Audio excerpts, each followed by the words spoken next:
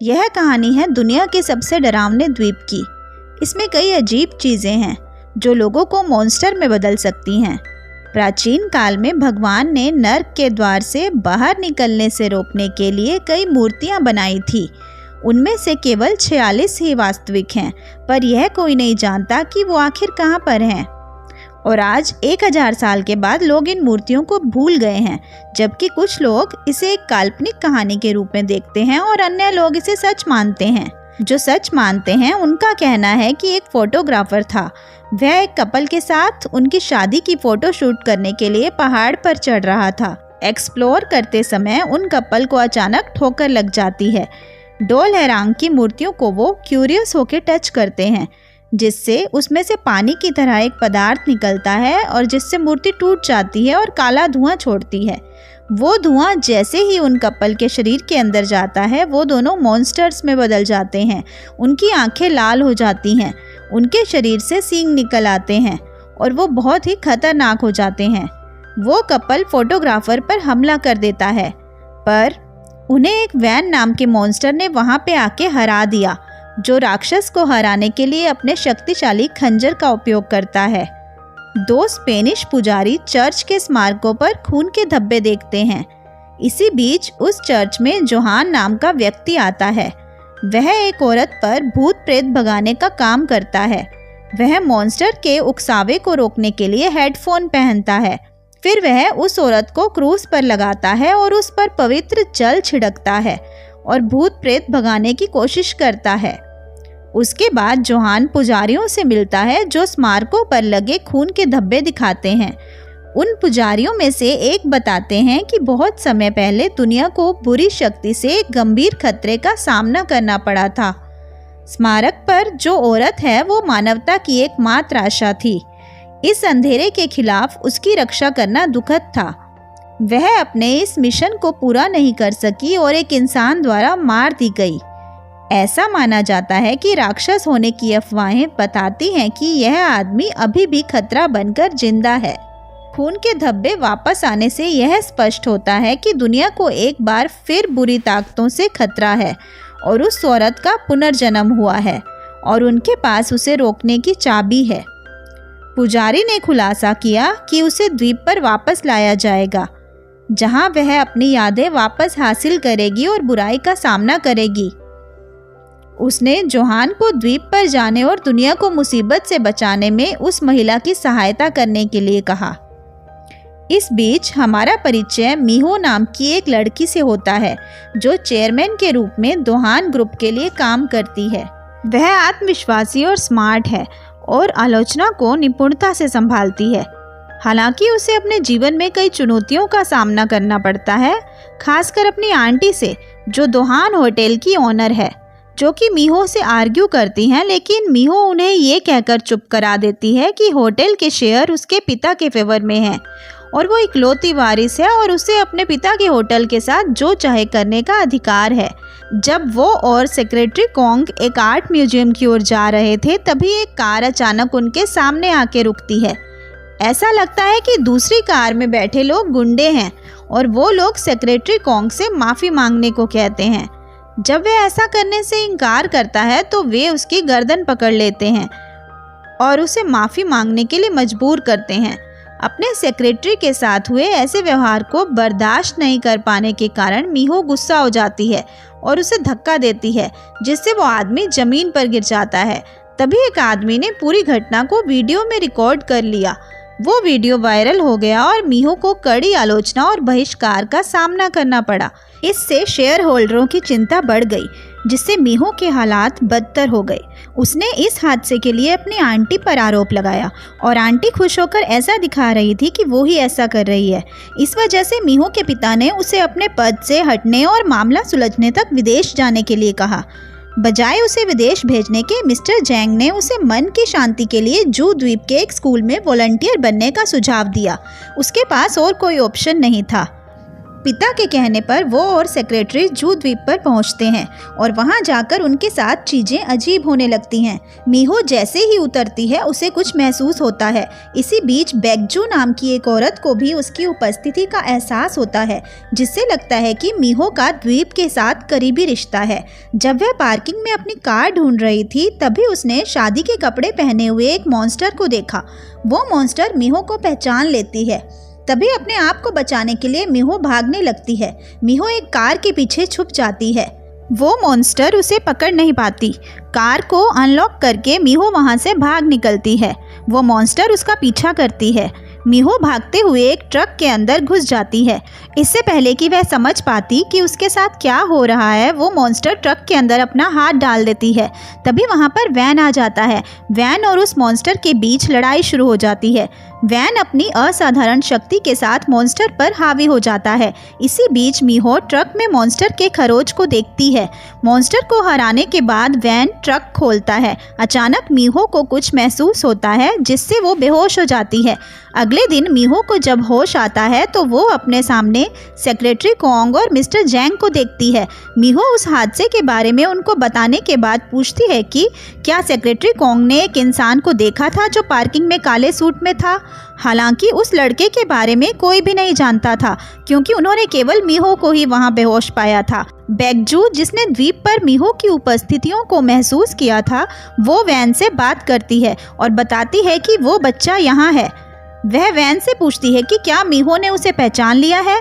मीहो अभी पूरी तरह से नहीं जागी है। उसे आश्चर्य है कि मीहो द्वीप पर क्यों आई। फ्लैशबैक हमें प्राचीन जेजू द्वीप पर वापस ले आता है। वैन एक छोटा बच्चा था जब उसके गांव पर मॉन्स्टर ने हमला किया था। वह इकलौता बच्चा था जो उस समय बच गया। मोंक जोंग यांग ने वैन को अपने काम के लिए इस्तेमाल करने का फैसला किया कि हर चंद्र ग्रहण को वह इंसानों को मॉन्स्टर के खून का इंजेक्शन लगाकर डीमन में बदलने का प्रयास करेगा। हालांकि वह अपने किसी भी प्रयोग में सफल नहीं हो सका।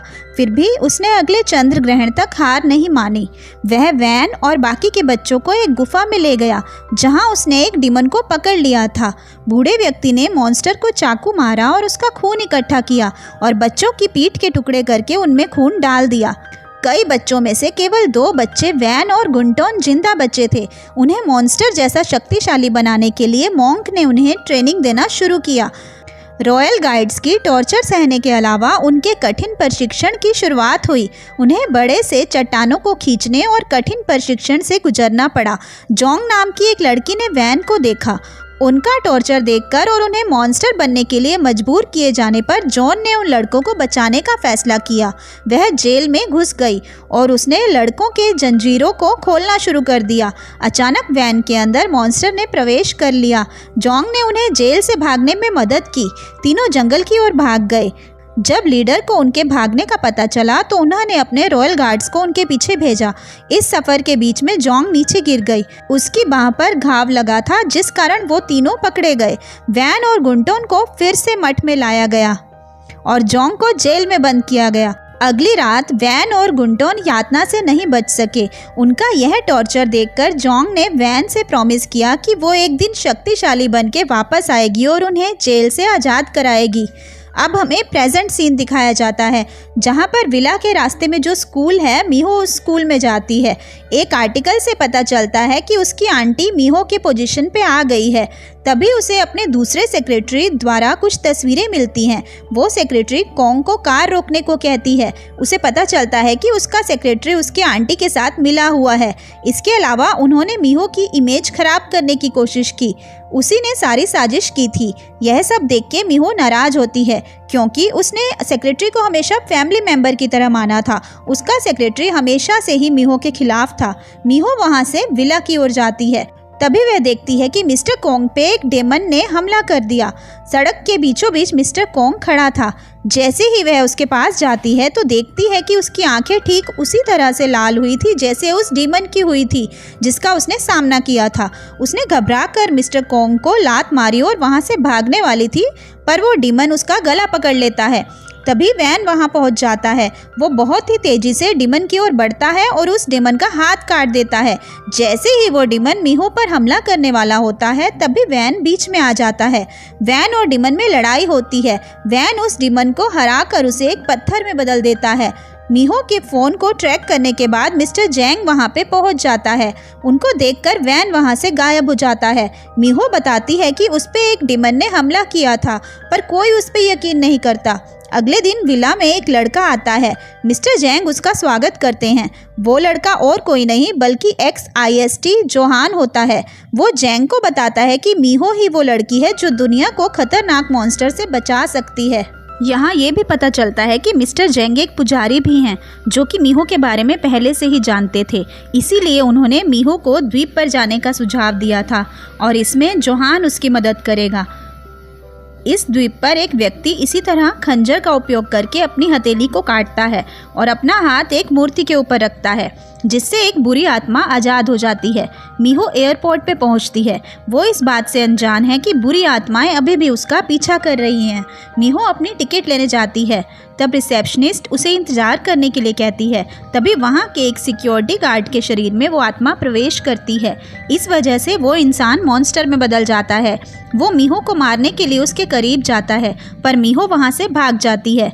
वो मॉन्स्टर उसका पीछा करता है। मीहो जैसे ही कार स्टार्ट करती है वो मॉन्स्टर कार के ऊपर अटैक कर देता है। मीहो कार को भगाने की कोशिश करती है। मीहो कार का ब्रेक दबाकर मॉन्स्टर को कुचलने की भी कोशिश करती है, पर वो मॉन्स्टर कार की खिड़की तोड़कर मीहो पे हमला कर देता है। इससे मीहो के कार का एक्सीडेंट हो जाता है। मीहो इसमें बच जाती है और वहाँ से भागकर एक रूम में छुपती है। वो मॉन्स्टर मीहो को देख लेता है। वो अटैक करने ही वाला था, तभी वहाँ पे वैन आता है। मीहो वैन से अपनी रक्षा करने के लिए रिक्वेस्ट करती है। उन दोनों में लड़ाई शुरू होती है। वैन मॉन्स्टर को अपने खंजर से मार देता है।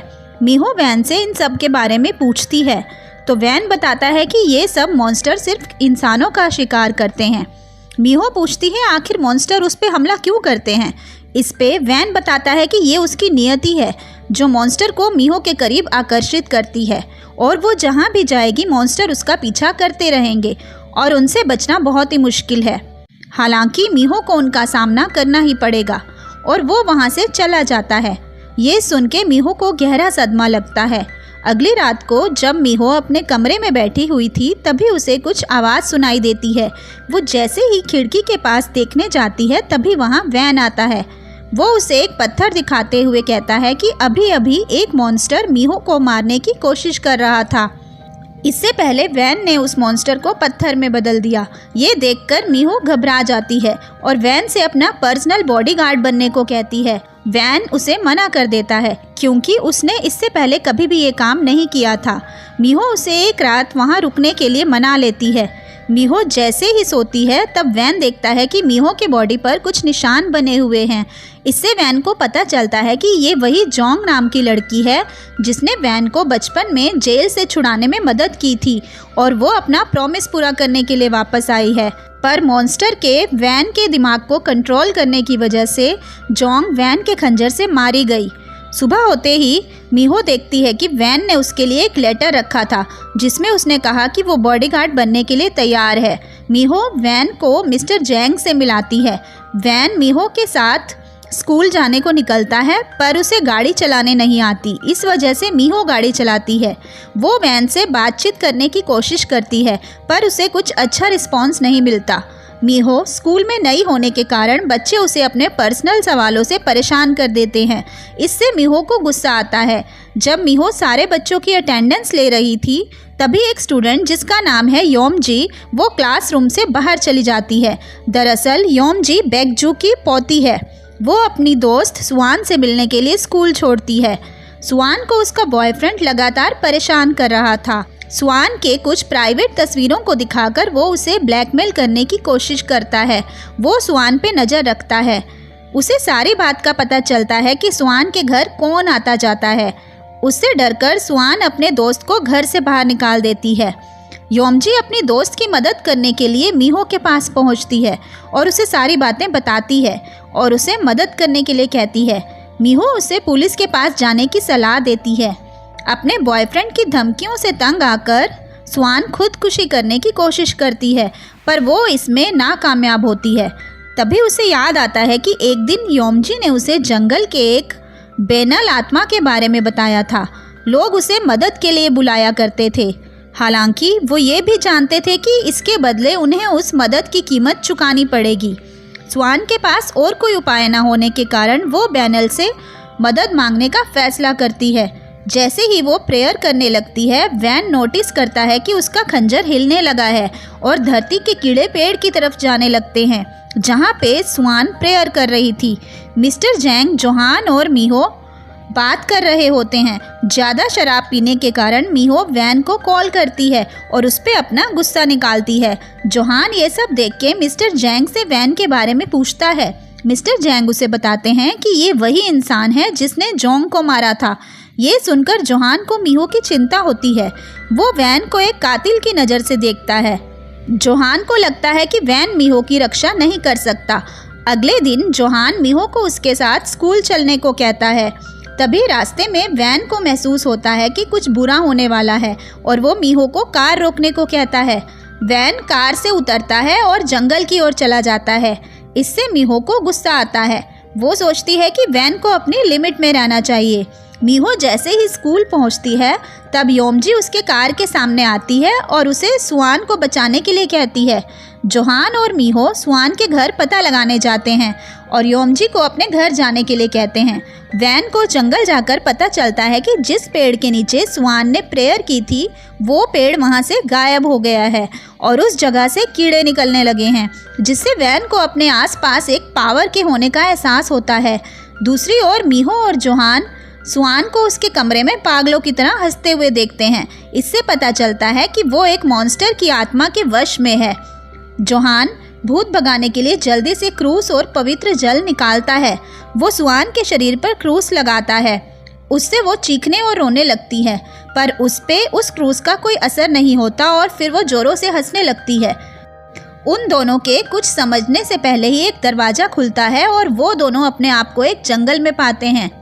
उसी बीच वैन गुंटोन से मिलता है, जो उस समय वैन के साथ बच गया था, लेकिन उसने अपना अलग रास्ता चुना था। जोहान और मीहो का उस पेड़ से सामना होता है, जो कि अब जिंदा हो गया है और उसको बेनल ने पोजेस कर लिया है और वो पहले से ज़्यादा शक्तिशाली हुआ है। पेड़ उन दोनों पे हमला कर देता है। जोहान अपने आप को बचाने के लिए पवित्र जल का इस्तेमाल करता है, पर एक इंसान होने के कारण वो उस बेनल की शक्ति का मुकाबला नहीं कर पाता। वो पेड़ अपनी ताकत से जोहान के गले को पकड़ लेता है और मीहो को मारने ही वाला होता है। तभी वहाँ पर वैन आ जाता है। वैन अपने जादुई खंजर से पेड़ को हमला करने से रोकता है और वो पेड़ वहाँ से गायब हो जाता है। मीहो वैन से जोहान को बचाने के लिए कहती है। वैन और उस पेड़ के बीच लड़ाई शुरू होती है। जोहान की शक्ति वैन के मुकाबले भले ही कम है, पर वो बुराई पे मात करना अच्छी तरह से जानता है। वो पेड़ जोहान और वैन को बुरी तरह से घायल करता है और अपनी जड़ों से दोनों को जकड़ लेता है। पेड़ मीहो को अपनी जड़ों से उठा लेता है। मीहो स्वान को समझाती है कि ये पेड़ उसका बदला नहीं ले सकता। मीहो की बातें सुनकर स्वान को होश आ जाता है और वो मीहो को बचाने को कहती है, पर बेनल इतनी आसानी से स्वान के शरीर को नहीं छोड़ेगी। तभी मीहो के शरीर से एक उजाला निकलता है, जिससे एक विस्फोट होता है और वो पेड़ को वापस जंगल जाने को मजबूर करता है। वैन अपनी हथेली को काटकर अपने खून से बेनल के शरीर को सील करता है। उसके बाद तीनों जंगल से स्वान को घर लाते हैं। मीहो भी बेहोश हुई थी। जब उसे होश आता है तो वह अपने आप को अस्पताल में पाती है। वो वैन को बेनल के बारे में पूछती है। वैन बताता है कि बेनल एक ऐसी आत्मा है जो कभी मरती नहीं, बल्कि वापस लौट आती है। मीहो स्वान को देखने उसके कमरे में जाती है। तब उसे पता चलता है कि वो कोमा में चली गई है। मीहो मिस्टर जैंग को कैंजुन की तस्वीर देकर उस लड़के के बारे में पता लगाने को कहती है। जोहान उसके बारे में फादर को बताता है और वो ये भी कहता है कि वैन आधा डीमन होने के बावजूद भी मीहो की रक्षा कर रहा है। जोहान का मानना है कि वैन मीहो को नुकसान नहीं पहुंचाएगा, लेकिन फादर जोहान को कहते हैं कि वो वैन पर भरोसा ना करे और वो जोहान को अपने मिशन पर फोकस करने को कहते हैं। मिस्टर जैंग मीहो को बताते हैं कि उस लड़के पे और भी आरोप लगे हुए हैं। जो दूसरी लड़कियों को स्टॉक और टॉर्चर करता है। हालांकि उसे कभी जेल जाने की नौबत नहीं आई क्योंकि उसके फादर जेजू द्वीप सोसाइटी के डायरेक्टर हैं। मीहो केंजुन के खिलाफ सबूत इकट्ठा करने लग जाती है। हालांकि उसे इसके बारे में ज़्यादा कुछ सबूत नहीं मिलते और उसे सिर्फ 3 साल की सज़ा सुनाई जाती है। केंजुन स्वान से माफ़ी मांगने के लिए अस्पताल पहुंचता है, तभी मीहो वहां आ जाती है। केंजुन मीहो से माफ़ी मांगने का नाटक करता है और कुछ ही देर में वो उसे कहता है कि वो जेल से जल्द ही वापस छूट जाएगा, कोई भी इंसान उसका कुछ बिगाड़ नहीं सकता। उसकी ये बातें सुनकर मीहो को गुस्सा आता है और वो केंजुन के मुंह पर जोरदार चांटा मारकर उसे नीचे गिरा देती है। इसका बदला लेने के लिए केंजुन स्वान की प्राइवेट फ़ोटोज़ को इंटरनेट पे वायरल करने का फैसला करता है। वो कुछ कर पाता इससे पहले उस पेड़ की जड़ें पूरे कमरे में फैल जाती हैं और उसमें से एक जड़ केंजुन के सिर में घुस जाती है। इससे उसकी वहीं पर मौत हो जाती है। तभी स्वान कोमा से बाहर आती है और वो धीरे धीरे ठीक होने लगती है। एक दिन बैगजू स्कूल में मीहो से मिलती है और बताती है कि वो योमजी की दादी है। टीचर मीहो से बताती है कि योमजी की दादी स्कूल के लिए पैसे डोनेट करती है और होटल से बहुत ही स्वादिष्ट खाना भी भेजती रहती है। अगले दिन मीहो वैन और योमजी की दादी को साथ में देखती है और उसे देखकर चौंक जाती है कि ये दोनों एक दूसरे को कैसे जानते हैं। रात के समय जब मीहो को केंजुन के मौत की खबर मिलती है तो वो वैन से झगड़ने लगती है कि क्या उसने केंजुन को मारा है। वैन उसे मना करता है। वो कहता है कि वो इंसानों को नहीं मारता। फिर भी वो वैन को खूब सुनाती है और जाते वक्त उसे एक फ़ोन देती है ताकि वो ज़रूरत पड़ने पर उसे कॉल करके बुला सके। विला में पहुंचते ही जोहान मीहो को वैन से दूर रहने को कहता है। वो बताता है कि इससे पहले भी उसने मीहो को मारा हुआ है। तभी जोहान और वैन में लड़ाई होती है। दोनों एक दूसरे को अपनी ताकत से हराने की कोशिश करते हैं। तभी जोहान की ताकत वैन को रोकती है। जोहान उस पे अपने मंत्र से भूत भगाने का काम करता है। तभी वैन की आंखें लाल होती हैं। इससे पता चलता है कि वैन को मॉन्स्टर ने अपने वश में किया हुआ है। वैन अपनी पूरी ताकत के साथ जोहान का गला पकड़ लेता है। जैसे ही मीहो वैन को देखने वहां आती है तो वैन के शरीर का मॉन्स्टर मीहो को मारने उसके पीछे भागता है। वो अपना खंजर मीहो को मारने ही वाला था, तभी वो अपने आप को रोक लेता है। मीहो बेहोश होती है। यह देखकर वैन की आंखों में आंसू आते हैं और वो वहां से चला जाता है। गुंटोन मूर्तियों को तोड़ देता है जिससे कैद की हुई आत्मा बाहर निकलती है। जब वैन आसमान में काला धुआं देखता है तब उसे पता चलता है कि कुछ गलत होने वाला है। उसी तरह एक मॉन्स्टर जंगल में कपल पे हमला करके उन्हें खा जाता है। ये खबर पूरे द्वीप पे फैल जाती है। इन मॉन्स्टर को फॉक्स डिमन भी कहा जाता है जो इंसानों को अपना भोजन बनाते हैं। अगले दिन मीहो वैन को ढूंढने जंगल की ओर जाती है ताकि वो उसका घाव ठीक कर सके। मीहो अपने जीपीएस की मदद से वैन को ढूंढ लेती है और उसके हाथ में लगी चोट को पट्टी बांधने की कोशिश करती है, लेकिन वैन उसे यह कहकर दूर धकेल देता है कि मीहो को वैन के साथ नहीं रहना चाहिए। उस हमले के बाद वैन को अपने आप पर भरोसा नहीं रहा। उसका मानना है कि मीहो को उससे दूर रहना ही बेहतर है। वो वैन की मदद करना चाहती है क्योंकि वैन ने उसकी कई बार मदद की थी, लेकिन वैन उसे वहां से जाने को कहता है। मीहो गुस्सा होकर कसम खाती है कि वो इसके बाद कभी भी वैन से मदद की भीख नहीं मांगेगी। वैन के चले जाने के बाद जोहान उसका पर्सनल बॉडीगार्ड बनने को तैयार हो गया। जोहान उसके साथ स्कूल जाता है। मीहो स्कूल में स्वान से मिलके बात करती है और उसे कहती है कि वक्त के साथ उसके सारे दर्द मिट जाएंगे। इसी बीच गॉन्टॉन फॉक्स डिमन को सलाह देता है कि अगर वो अपना दर्द कम करना चाहता है तो लोगों को मार डाले। इसके बाद फॉक्स डिमन लोगों को मारना स्टार्ट करता है। गुंटोन मरे हुए इंसानों पर फिर से वार करके अपना काम खत्म करता है। दूसरी ओर पता चलता है कि जोहान का एक और भाई है जिसका नाम है चेन ही, जो बचपन में अलग हो गए थे। जोहान उसके भाई की अभी तक तलाश कर रहा है। वैन जब मरे हुए इंसानों की बॉडी पर लगे वार को देखता है तो उसे तुरंत पता चल जाता है कि यह काम किसी और का नहीं बल्कि गुंटोन से कराया गया है। मीहो जोहान के छोटे भाई को खोजने के लिए अपनी टीम को कहती है। मीहो जोहान को एक अनाथालय भी लेके जाती है जहां उसने और उसके भाई ने तब तक अपना जीवन व्यतीत किया था जब तक उन्हें गोद नहीं लिया गया। मीहो के कर्मचारियों ने जोहान को बताया कि उन्हें उसका भाई मिल गया है जो इसी द्वीप पर रहता है। मीहो घर पहुंचती है तब जोहान उस लोकेशन पे पहुंच जाता है जहां उसका भाई है। मीहो को उसकी बचपन की दोस्त का कॉल आता है। मीहो के लिए उसका दोस्त केक लेके उसके पास आ रहा था, तभी रास्ते में कोई उसके पास तेजी से दौड़ता है। वो देखने के लिए गाड़ी से बाहर आता है, तभी एक मॉन्स्टर उस पर हमला करता है। वैन का खंजर डर से हिलने लगा है। गुंटोन मीहो के दोस्त को मार डालता है। मीहो ये सब देख लेती है। वैन गुंटोन को सबक सिखाने के लिए उसके पास आता है। उसी बीच जोहान को उसका भाई मिलता है। उसने एक जैकेट पहना हुआ था जो बिल्कुल फॉक्स डेमन की तरह था। वो दोनों एक दूसरे को पहचान लेते हैं और वो दिन याद करते हैं जब वो अलग हुए थे।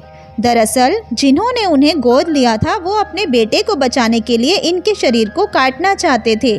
शुरू में उन्होंने चेन ही का दिल लेने की कोशिश की, पर उनकी ये कोशिश कामयाब नहीं हुई। तब उन्होंने जोहान को मारने की कोशिश की और उसे अपने साथ ले जाके एक सड़क के किनारे छोड़ दिया।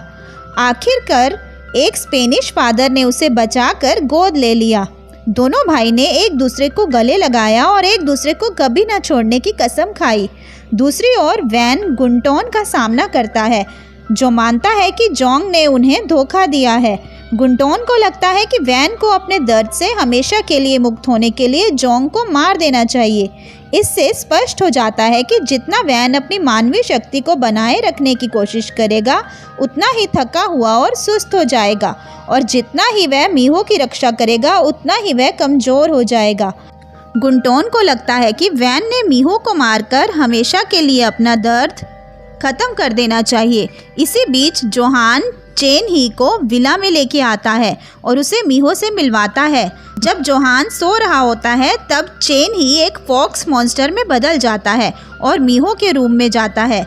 मीहो अंदर नहा रही होती है तो वैन एक रेखा खींचता है जिससे चेन ही मीहो के रूम तक नहीं पहुंच पाता और दोनों में लड़ाई शुरू हो जाती है। इस लड़ाई में वैन चेन ही को अपने काबू में कर लेता है। वैन उसे अपने विला से बाहर निकाल देता है। शोर की वजह से जोहान जाग जाता है। वैन उसे मारने ही वाला होता है, तभी वहां पर जोहान आ जाता है और उसे ऐसा करने से रोकता है, लेकिन वैन मीहो की जान को खतरे में नहीं डालना चाहता। दोनों में लड़ाई होती है। उसी वक्त गुंटोन वहां पर आ जाता है।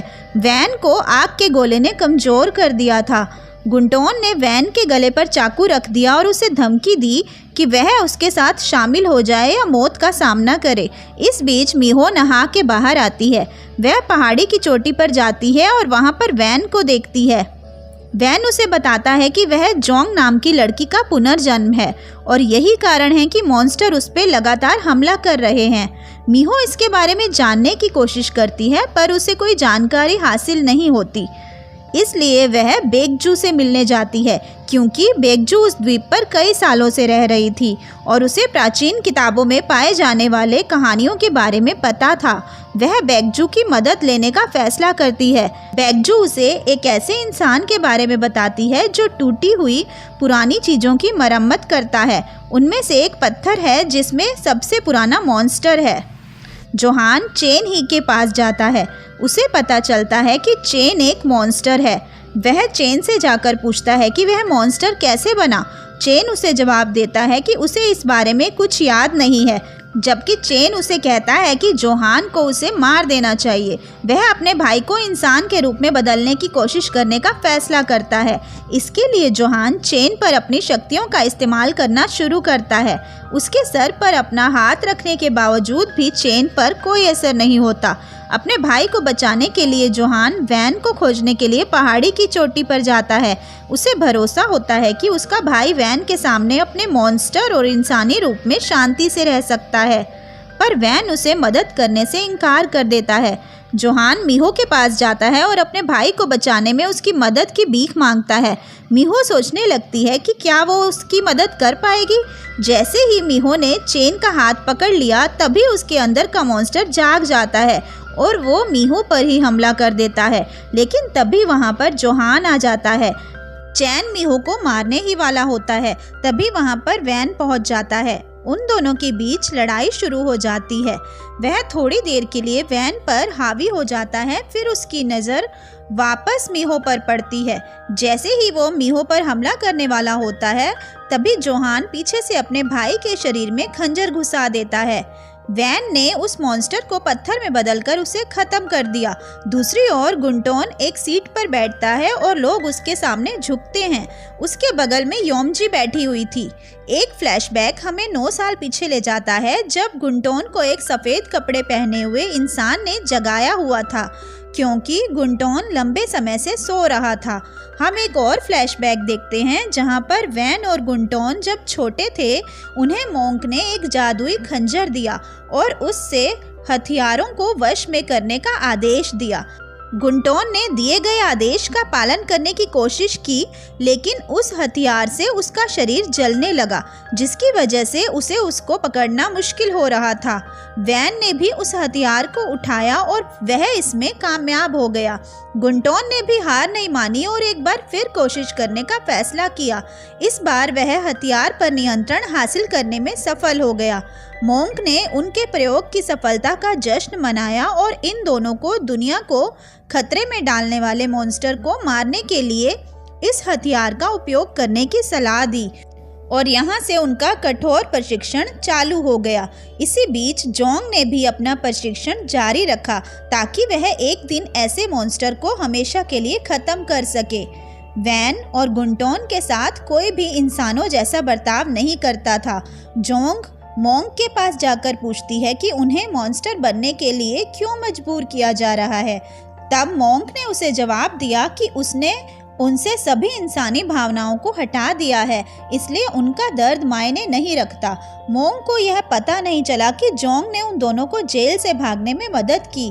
जेल से भागने में वह कामयाब रहे, लेकिन इसी बीच चोट लगने के कारण जोंग नीचे गिर जाती है। गुंटोन ने जोंग को वहीं पर छोड़ने का फैसला किया। वैन को यह बर्दाश्त नहीं हुआ, वह उसे वापस मठ में ले आया और उसके बाद वह दोनों मठ से भागने में कामयाब नहीं हो सके। जैसे ही वह बच्चे बड़े हो गए, उन्होंने खंजर से मॉन्स्टर को मारना शुरू कर दिया। वैन बुरी शक्तियों को खत्म करने लगा। दूसरी ओर गुंटोन के इरादे कुछ और ही थे। जैसे कि जोंग ने प्रॉमिस किया था कि वह उन बच्चों को जेल से आज़ाद करेगी, वह उन दोनों के पास पहुंचती है। पूर्णिमा की रात में जोंग ने अपना काम शुरू कर दिया। इसी बीच मोंक ने वैन और गुंटोन को बुलाया और कहा कि वह उनके शरीर और आत्मा को शुद्ध करने के लिए एक यज्ञ करेगा। वह दोनों अंदर चले जाते हैं। तभी मोंक ने बाहर से दरवाज़ा बंद कर दिया और उसे एक पिंजरे में बदल दिया और इस दुनिया से इंसानी खून के सभी निशान मिटाने के लिए उनके चारों ओर आग लगा दी। मोंक ने उन्हें झूठ कहा कि जोंग को इसके बारे में पहले से पता था। गुंटोन को ये देखकर इंसानों पर और ज़्यादा गुस्सा आ गया। दोनों ने पिंजरे को तोड़ने की कोशिश की, लेकिन उनकी कोशिश नाकामयाब हुई। अचानक दोनों मॉन्स्टर में बदल गए और उन्होंने अपने आप को कैद से मुक्त कर दिया। अब वह पूरी तरह मॉन्स्टर बन गए थे। वैन और गुंटोन ने लोगों को अपना शिकार बनाना शुरू कर दिया। गुंटोन ने मोंक को मारकर अपना बदला लिया, जबकि वैन अभी भी झिझक रहा था। मोंक ने वैन को खंजर से मारने की कोशिश की, पर वैन ने वो खंजर अपने शरीर से निकाल दिया और उस मोंक को ख़त्म कर दिया। जोंग को पता चला कि वैन और गुंटोन मॉन्स्टर में बदल गए हैं। वैन जोंग से जाकर पूछता है कि उसने उन्हें धोखा क्यों दिया। उसी वक्त वहाँ गुंटोन जोंग पे हमला करने पहुँच जाता है। वैन और गुंटोन में लड़ाई शुरू होती है। तभी जोंग के शरीर से एक रोशनी निकलती है। गुंटोन ने उसे खंजर से मार दिया।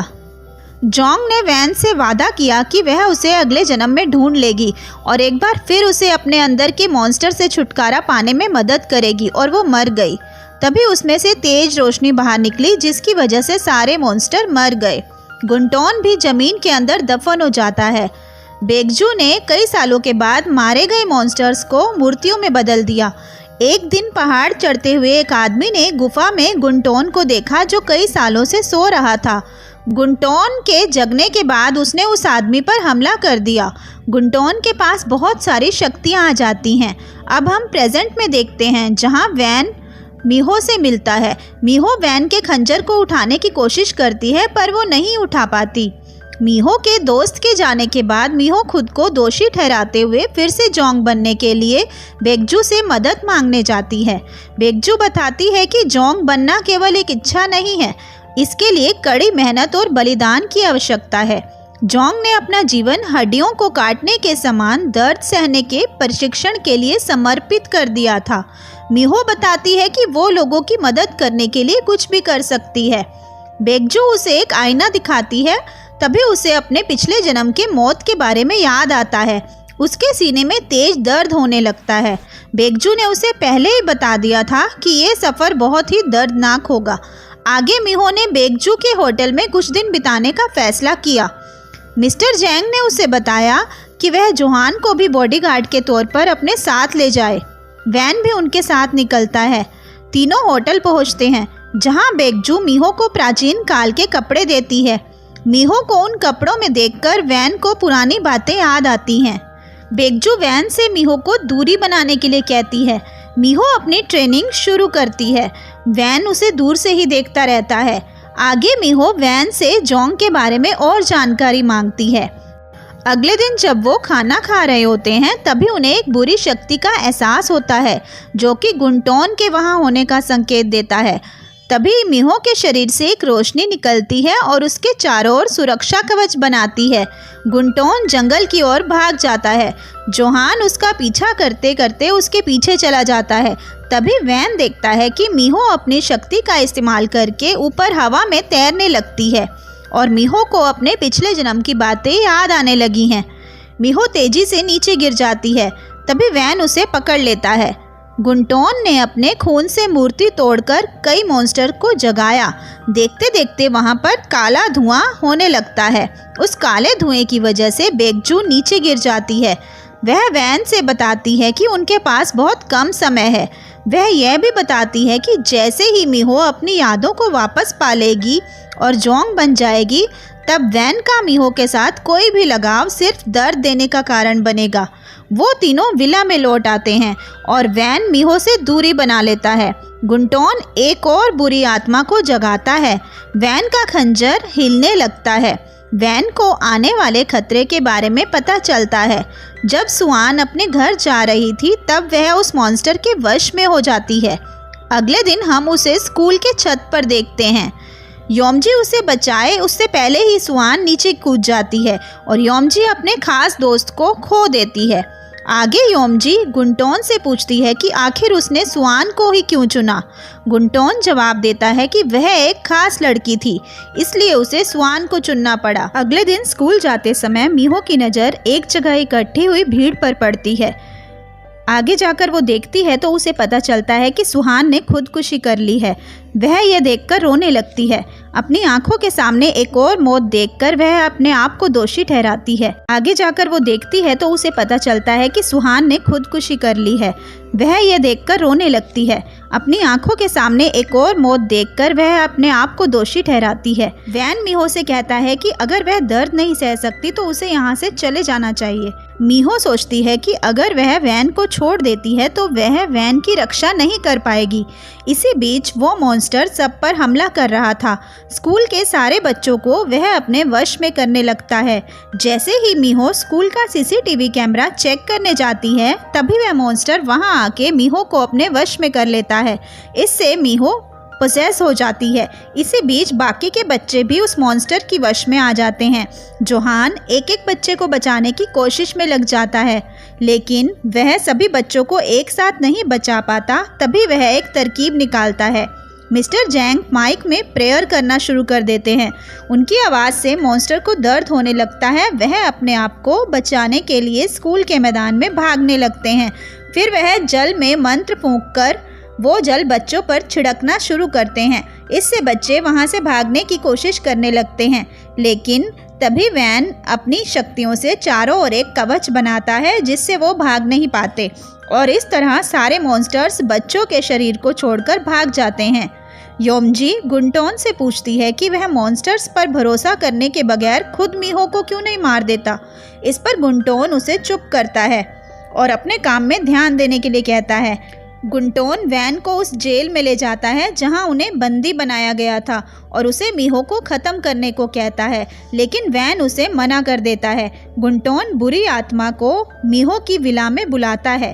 तभी मिस्टर जैंग मीहो को बचाने के लिए वहां पर आते हैं। इसी बीच मीहो को पता चलता है कि मिस्टर जैंग उसे जोंग बनाने के लिए आए थे। आगे वह यह भी बताते हैं कि वह एक पुजारी हैं जिन्हें द्वीप पर मॉन्स्टर्स से बचाने के लिए भेजा गया था। उनके सारे सदस्यों को मार दिया गया, उनमें से सिर्फ वही बच निकले। यह सुनकर मीहो गुस्सा हो जाती है और वह मिस्टर जैंग को विला से चले जाने के लिए कहती है। इस दौरान वहां पर वैन आ जाता है और अपने खंजर से मीहो के पीछे खड़ी बुरी आत्मा पर हमला करता है और उसे पत्थर में बदलता है। मीहो इन सब से तंग आकर अपनी जान देने के लिए छत पर खड़ी थी। वो नीचे कूदने वाली होती है, तभी पीछे से कोई उसका हाथ पकड़ लेता है। वहाँ पर और कोई नहीं बल्कि वैन होता है। वैन का हाथ पकड़ते ही उसे सारी पुरानी बातें याद आती हैं। उसे पता चलता है कि वैन सिर्फ उसकी रक्षा कर रहा था। मीहो उसे बताती है कि उसे सारी बातें याद आ गई हैं। फिर एक बार वैन मीहो को बचाने में कामयाब हो जाता है। गुंटोन का कहना है कि हालांकि मीहो को सारी बातें याद आ गई हैं, लेकिन उसको अभी तक अपनी शक्तियां नहीं मिली हैं। गुंटोन मीहो पर हमला करता है, लेकिन वैन और गुंटोन के बीच लड़ाई होती है। गुंटोन वैन पर अपने खंजर से हमला करने वाला होता है, तभी मीहो के शरीर से एक रोशनी निकलती है और गुंटोन दूर गिर जाता है। वैन और मीहो दोनों बालकनी से नीचे गिर जाते हैं और नीचे पानी में गिरते हैं। जब जोहान वहां पर पहुंचता है तब वो अतीत में जो भी हुआ उसको महसूस करता है। आगे मीहो और वैन बच जाते हैं। मीहो ने वैन को गले लगा लिया। गुंटोन मीहो को मारने में असमर्थ होता है। वो अभी भी लोगों की जानें ले रहा है और गुंटोन तब तक नहीं रुकेगा जब तक वह अपने आसपास के हर एक इंसान को खत्म नहीं कर देता। योमजी वहां से एक बच्चे को लेकर भाग जाती है और सड़क पर एक गाड़ी के सामने आकर खड़ी हो जाती है। वह बच्चे को वहीं पर छोड़ देती है और रोते हुए बेगजू के पास जाती है। तभी मीहो एक हिरन को देखती है और उसका पीछा करते हुए उसके पीछे जाती है। तभी उसे अपने शरीर से निकलने वाली रोशनी का एहसास होने लगता है। वह अपनी शक्तियों को नियंत्रित करना शुरू कर देती है, पर वैन उसे ऐसा करने से रोकता है। वह नहीं चाहता कि मीहो फिर से गायब हो जाए। इसी बीच होटल में बेगजू को एक तूफान का आभास होता है, जो आगे आने वाली मुसीबत का संकेत है। बेगजू काले बादलों का पीछा करती है और उस जगह पहुंच जाती है जहां गुंटोन रहता है। जोहान होटल में आता है। उसे बेगजू ना दिखने के कारण वह उसे ढूंढने लगता है। जोहान काले बादलों पर नजर रखता है। बेगजू को पता था कि गुंटोन योमजी को बंदी बनाएगा और वह योमजी के पैर पर चाकू मारता है। जोहान काले बादलों का पीछा करते हुए गुंटोन की जगह पर आता है। उन दोनों में लड़ाई शुरू होती है। गुंटोन सारी मूर्तियों को तोड़कर उनमें से मॉन्स्टर्स को आजाद कर देता है और वह बेगजू के शरीर में खंजर घुसा देता है। वैन आके देखता है कि जोहान को क्रूज पर लटका दिया गया था। आगे बेगजू भी अपना दम तोड़ देती है। माना जाता है कि मीहो ने अभी भी उसकी शक्तियों को हासिल नहीं किया है, पर उसे जादुई चमत्कार के रूप में जाना जाता है। अगर मीहो अपने अंदर के जादुई टुकड़े को छोड़ देती है तो वह एक मॉन्स्टर में बदल जाएगी और फिर कभी इंसान नहीं बन पाएगी। जैसे ही मीहो पहाड़ी की चोटी पर पहुंचती है, उसका सामना दो मॉन्स्टर्स से होता है जो उस पे हमला करने के लिए आगे बढ़ रहे थे। तभी वह मार दिए जाते हैं। मिस्टर जैंग उसे आखिरी मुकाबले के लिए तैयार करते हैं और वह सारे मॉन्स्टर से लड़ते हैं। मिस्टर जैंग और मीहो दोनों मॉन्स्टर से उलझ जाते हैं। मीहो अपनी सारी शक्तियां इकट्ठा करके बुराई को हमेशा के लिए ख़त्म करने के लिए तैयार हो जाती है। वैन मीहो के पास पहुंच जाता है और उसका हाथ पकड़कर अपने आंखों के करीब लाता है। तभी वह कवच का टुकड़ा टूटने के कारण वैन एक मॉन्स्टर में बदल जाता है। गुंटोन और वैन के बीच फिर से लड़ाई होती है, जिसमें गुंटोन ने वैन के शरीर में खंजर घुसा दिया। तभी मीहो की सारी शक्तियां वापस आ जाती हैं। वैन अपने सारी शक्ति को इकट्ठा करके अपने खंजर से गुंटोन पर पीछे से वार करता है। गुंटोन हवा में गायब होता है। इसी बीच उन मॉन्स्टर्स के साथ मीहो वैन को भी खो देती है। आगे वेटिकन सिटी में जोहान अपने भूत भगाने के काम को फिर से शुरू करता है। दूसरी ओर मीहो कंपनी की ऑनर बनती है। हालांकि वह कुछ भी नहीं भूली है। योमजी जैसे ही खंजर को खोलती है, तभी मीहो को किसी के होने का एहसास होता है। मीहो को खतरे का पता चलता है। और वो स्मारक फिर एक बार खून से लथपथ हो जाता है। जोहान का ध्यान उस स्मारक की ओर जाता है जहां वो एक लड़की को खंजर पकड़े हुए देखता है। मीहो और जोहान फिर से दुनिया को बचाने के लिए तैयार हो जाते हैं और ये कहानी यहीं पे ख़त्म हो जाती है।